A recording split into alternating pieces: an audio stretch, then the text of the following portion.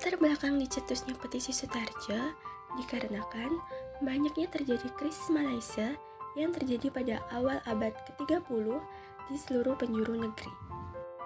Bahkan, dampak yang ditimbulkan terkesan menakutkan terhadap ekonomi negara. Terlebih saat itu, Indonesia masih di bawah pemerintahan kolonial.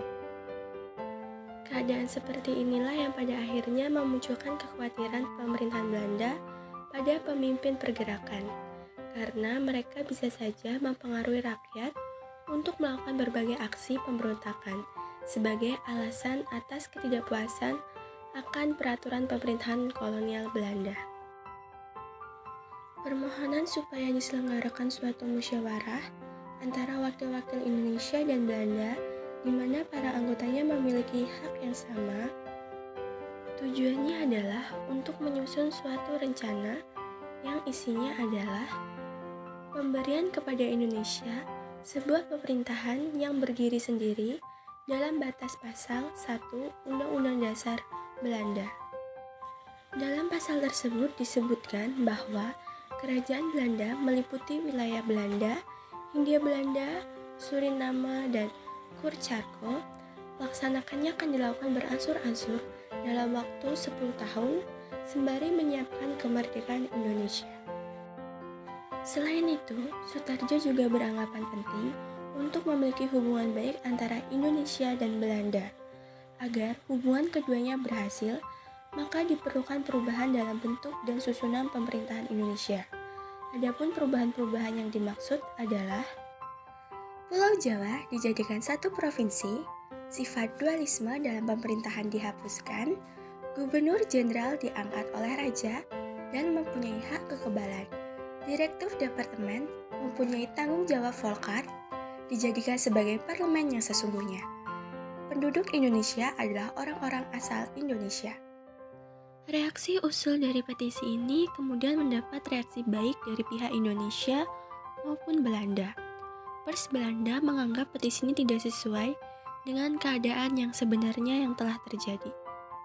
Golongan reaksioner Belanda juga beranggapan bahwa Indonesia belum matang untuk berdiri sendiri. Sedangkan pihak Indonesia beranggapan bahwa pemerintahan memang bermaksud untuk selalu meningkatkan peran rakyat dalam mengadilkan pemerintahan. Setelah banyak melewati pro dan kontra, tanggal 17 September 1936, petisi Sutarjo diterima untuk dibicarakan kembali dalam sidang khusus. Sidang khusus berlangsung hingga 20 September 1936. Usai persidangan diadakan pemungutan suara. Petisi Sutarjo disetujui oleh Volkart atau Dewan Rakyat dengan perbandingan 26 suara setuju dan 20 menolak. Kemudian, tanggal 1 Oktober 1936, petisi yang telah menjadi petisi Volkart ini dikirim kepada Ratu Strangrendal dan Menteri Kolonial di Belanda. Sementara sedang menunggu keputusan diterima atau tidaknya, pada persidangan Volkart Juli 1937, Sutarjo memberi usulan baru tentang rencana Indonesia. Indonesia dapat berdiri sendiri. Rencana ini akan dibagi dalam 2 tahap, masing-masing untuk 5 tahun. Usulan baru ini juga akan kembali didiskusikan oleh pemerintahan Belanda, apakah diterima atau ditolak. Petisi tersebut ditolak setelah perundingan cukup lama. Dalam persidangan Volkart pada Juli 1938, Gubernur Jenderal Trijat telah menganggap bahwa petisi itu lebih baik ditolak. Alasannya, karena petisi ini memiliki isi yang kurang jelas.